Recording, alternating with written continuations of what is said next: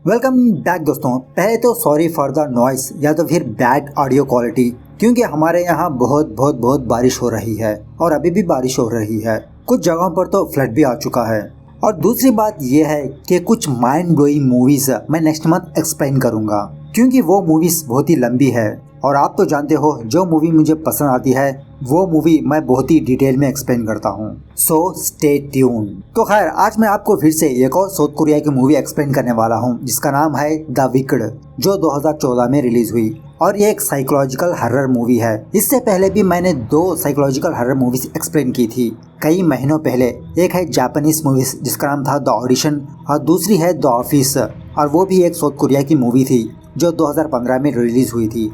अगर आपने उन वीडियोस को नहीं देखा तो इस वीडियो के बाद आप वो मूवीज भी एक बार जरूर देख लेना, आपके रोंगटे खड़े हो जाएंगे। तो खैर चलिए बिना टाइम वेस्ट किए लेट्स गेट स्टार्ट। तो मूवी की शुरुआत होती है एक लड़की से जो न्यूली एक ऑफिस को ज्वाइन होती है और हम इसका नाम रखेंगे सोफी। मतलब पिछली वीडियो में कुछ लोगों ने कहा था कि इनके नेम्स इंडिया के नेम से बदलकर दूसरे रखो, इसीलिए मैं आज इस वीडियो में इस चीज को ट्राई किया है। उसके बाद एक और कैरेक्टर का इंट्रोडक्शन होता है और इसका नाम है लीसा और ये इस कंपनी की मैनेजर है। तो यहाँ पर लीसा सोफी को डांटने लगती है कि इसने अभी तक जो काम दिया था वो अभी भी कंप्लीट नहीं किया और 2 दिन के बाद इस काम को सबमिट करना होगा।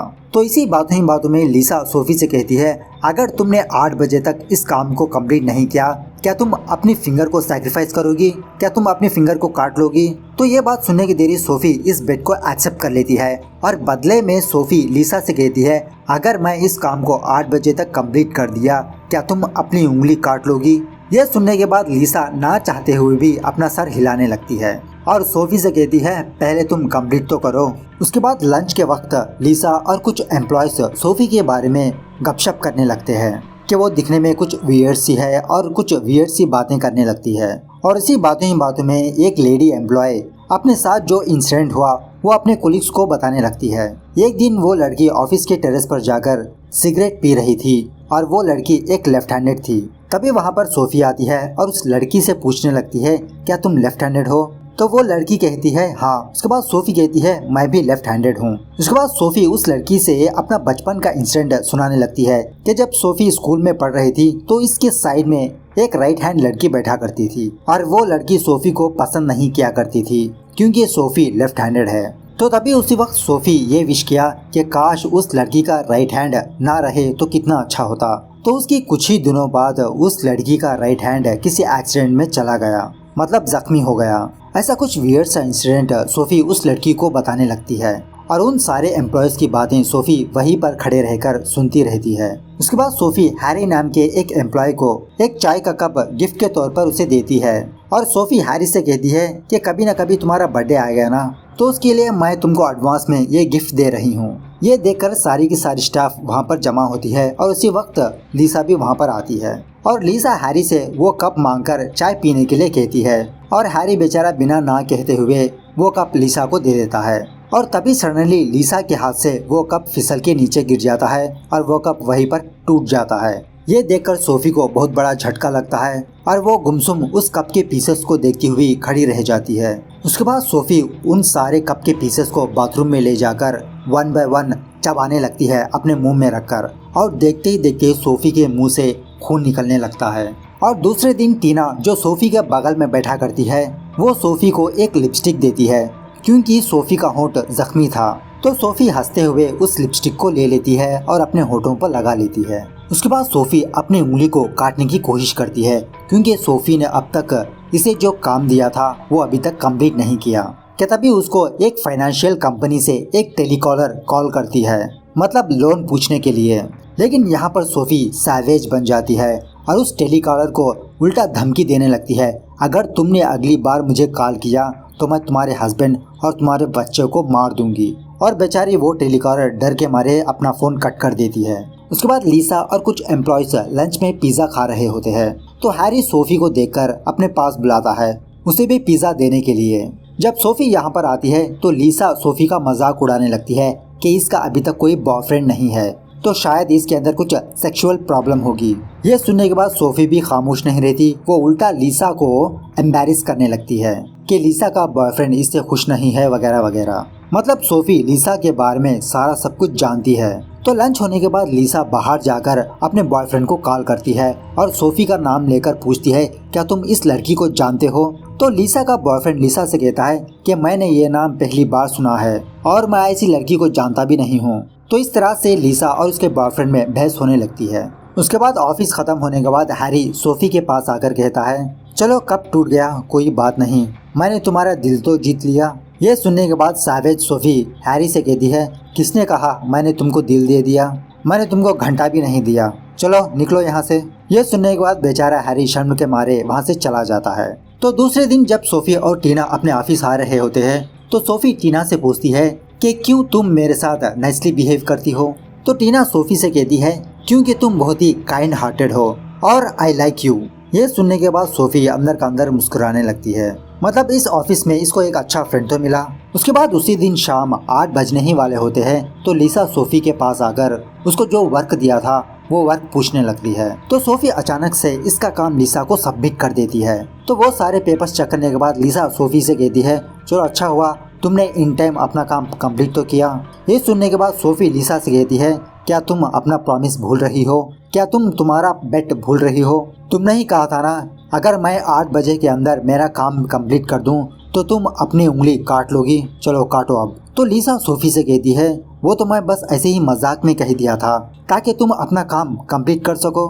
लेकिन सोफी लीसा की बातों को ना मानते हुए अपने हाथ में सिजर ले लेती है और उससे कहती है, ज्यादा नहीं बस थोड़ी सी उंगली काट लो बस। तो सोफी की ऐसी अजीब की बातें और अजीब की हरकतें देखकर लीसा को घबराहट होने लगती है और वो फौरन अपने ऑफिस से बाहर चली जाती है। उसके बाद दूसरे दिन सोफी टीना को एक लिपस्टिक गिफ्ट के तौर पर देती है। तो टीना उसी वक्त उस लिपस्टिक को ट्राई करती है और देखते ही देखते सोफी लीसा को लिप किस कर देती है और टीना सोफी से पूछने लगती है, ये तुमने क्या कर दिया? तो सोफी टीना से कहती है, तुम्ही ने कहा था ना कि तुम मुझे लाइक करती हो। यह सुनने के बाद टीना सोफी से कहती है, क्या तुमको जोक्स और सीरियस बातों पर डिफरेंस पता नहीं चलता? वो तो मैंने बस ऐसे ही जोक में कहा था। तो ऐसा कहते हुए टीना गुस्सा होकर वहाँ से चली जाती है। तो सोफी फिर से टीना के पास आकर अपनी लिपस्टिक टीना को देने लगती है, लेकिन टीना सोफी से बिल्कुल भी बात नहीं करती और उसी वक्त टीना का वहाँ पर बॉयफ्रेंड आता है। ये देखकर सोफी और जेलस हो जाती है और वहाँ से चली जाती है। वहाँ से सोफी बाथरूम में आकर एक नाइफ लेकर अपने बॉडी को जख्म करने लगती है, क्योंकि जब कभी भी सोफी का दिल टूटता है वो अपने बॉडी को जख्मी करने लगती है। तो खैर उसी दिन रात लीसा अपने बॉयफ्रेंड से मिलकर अपने बॉयफ्रेंड से कहती है कि तुम जल्द से जल्द सोफी के बैकग्राउंड के बारे में पता करो, मुझे जानना है कि उसकी मेंटालिटी क्या है, उसका फैमिली बैकग्राउंड क्या है। पता नहीं वो बहुत ही अजीब तरीके से बिहेव करती रहती है। तो यहाँ पर जब टीना अपने घर जा रही होती है तो सोफी फिर से टीना के सामने आती है और उसे सॉरी कहने लगती है, लेकिन टीना सोफी से बिल्कुल भी बात नहीं करना चाहती और टीना को बताने लगती है, क्या तुम्हें पता है अकेला रहना कितना बड़ा मुश्किल का काम है। और इसी तरह सोफी अपना एक बचपन का इंसिडेंट टीना को बताने लगती है। एक दिन सोफी के पापा ने एक छोटे से पप्पी को अपने घर लाया था। तो सारे लोग ज्यादा से ज्यादा उस पप्पी को प्यार करते रहे और सोफी को ये बात बिल्कुल भी पसंद नहीं आई और सोफी ने ये विश किया कि काश वो पप्पी जल्द से जल्द मर जाए। और उसी तरह ठीक 1 महीने बाद उस पप्पी की मौत हो गई। और जब मुझे पता चला कि शैतानी सोच कितने पावरफुल होते हैं। यह सुनने के बाद टीना सोफी से कहती है, अगर तुम्हारे पास इतने ही पावर्स है तो तुम मेरे बॉयफ्रेंड पर अपने पावर्स दिखाओ। तो दूसरे ही दिन टीना सोफी के पास आकर अपने बॉयफ्रेंड के बारे में पूछने लगती है। उससे पूछती है, तुमने मेरे बॉयफ्रेंड के साथ क्या किया? टीना के सवाल का सोफी कुछ भी जवाब नहीं देती, वो सिर्फ मुस्कुराने लगती है। उसके बाद उसी दिन रात सोफी टीना के घर आती है और दरवाजा ओपन करने के लिए कहती है, लेकिन टीना अपने घर का दरवाजा ओपन नहीं करती। वो फौरन अपने बॉयफ्रेंड को कॉल करती है हेल्प मांगने के लिए, लेकिन टीना का बॉयफ्रेंड फोन ही नहीं उठा रहा होता। लेकिन थोड़ी ही देर बाद पता नहीं कैसे सोफी टीना के बेडरूम में आकर बैठ जाती है और यहाँ पर सोफी टीना को अपनी स्टोरी बताने लगती है।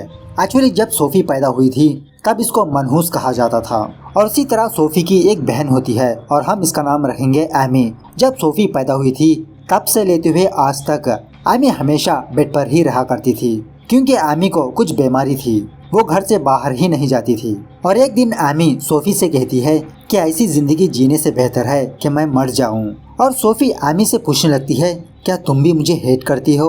तो एमी सोफी को जवाब देने लगती है, नहीं मैं तुम्हें हेट नहीं करती।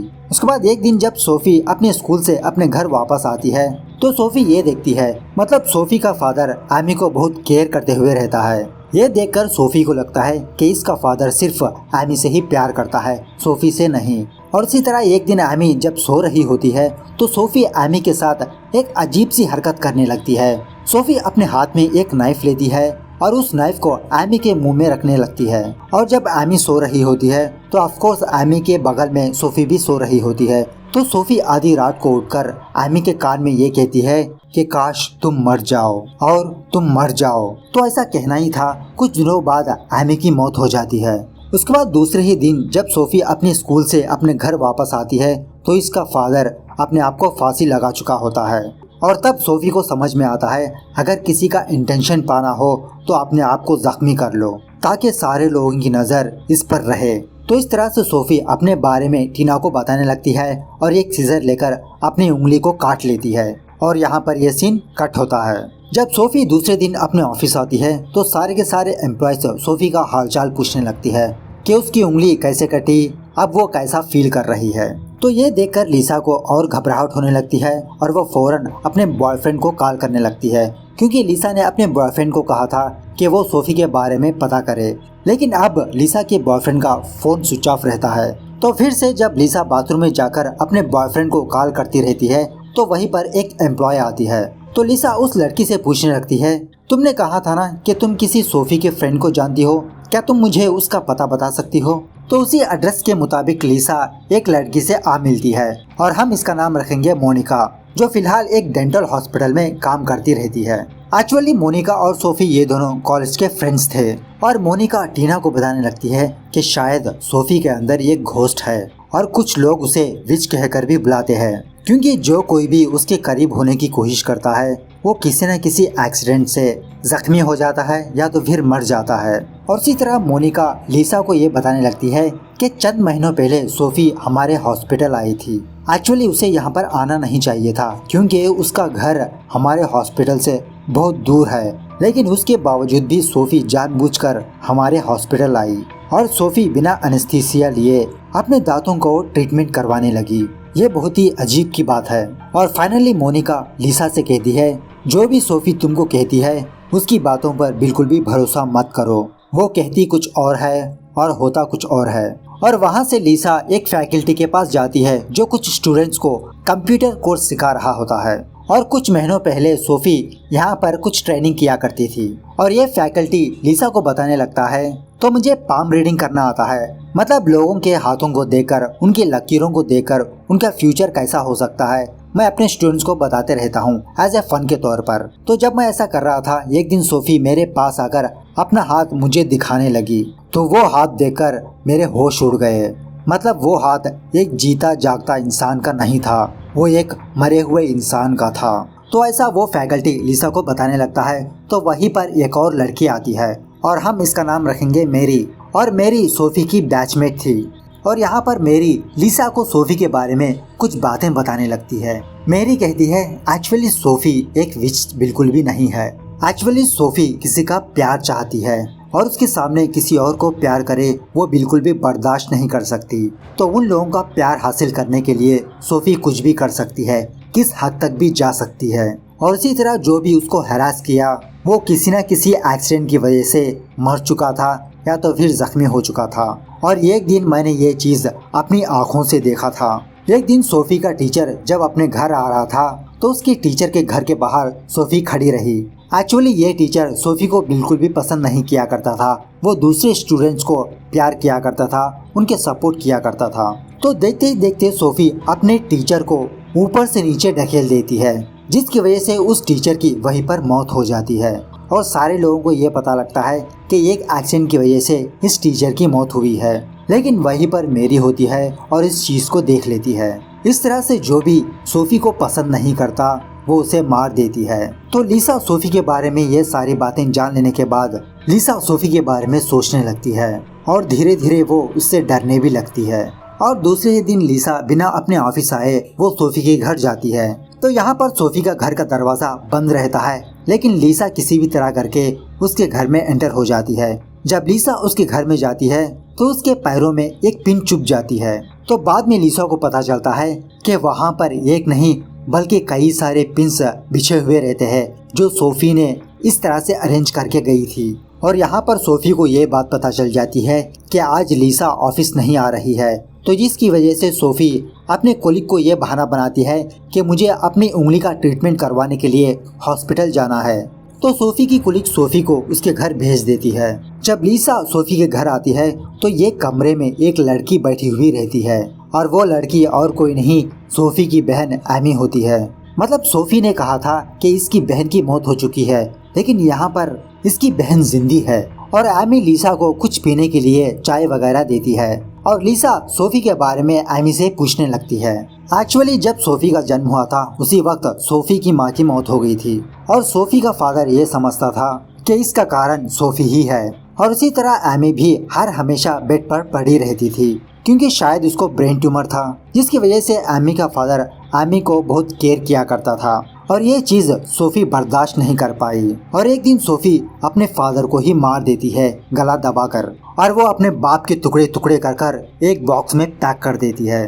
तो यहाँ पर सोफी अपने घर आती है और अपने घर का माहौल देखकर ये समझ जाती है कि इसके घर में कोई ना कोई जरूर आया है। और सोफी अपने हाथ में चाकू लेकर इधर उधर ढूंढने लगती है, लेकिन एमी लीसा को अपने कमरे में छुपा लेती है। जब लीसा वहाँ से जाने लगती है तो उसको अपने बॉयफ्रेंड के शूज नजर आते हैं। तब जाके लीसा को पता चलता है कि सोफी ने लीसा के बॉयफ्रेंड को भी मार दिया और उसी तरह टीना को भी। कि तभी उसी वक्त लीसा के पीछे सोफी आ जाती है और देखते ही देखते लीसा वहीं पर बेहोश गिर जाती है। और बाद में हमें यह बात पता चलती है कि एमी ने लीसा के चाय में कुछ मिला के दिया था, इसी की वजह से लीसा बेहोश गिर गई। उसके बाद ये दोनों बहनें लीसा को बांध देते हैं और यहाँ पर सोफी लीसा को बहुत ही बुरी तरह से टॉर्चर करके मार देती है। तो यहाँ पर मैं आपको सोफी के कुछ टॉर्चर के मेथड्स सुनाता हूँ, सुनिए। पहले तो सोफी कुछ पिंस को लेकर लीसा के पैरों पर चुभाने लगती है। इस तरह से काफी सारे पिंस लीसा के पैरों को चुभा देती है। उसके बाद सोफी वही पिंस को लेकर लीसा के पेट में चुभाने लगती है, कई सारे पिंस को। और इसी तरह धीरे धीरे सोफी एक नाइफ लेकर लीसा के पेट को धीरे धीरे काटने लगती है। उसके बाद सोफी एक पेंसिल लेकर लीसा के हलक में ठोस देती है और सांस न आने की वजह से वहीं पर लीसा की मौत हो जाती है। उसके बाद ये दोनों बहनें लीसा की बॉडी को एक बॉक्स में पैक कर देती है और यहाँ पर ये मूवी दी एंड होती है। तो मूवी कैसे लगी कमेंट करके बताना जरूर और मिलते हैं अगले महीने में। तब तक take care, bye bye, see you soon.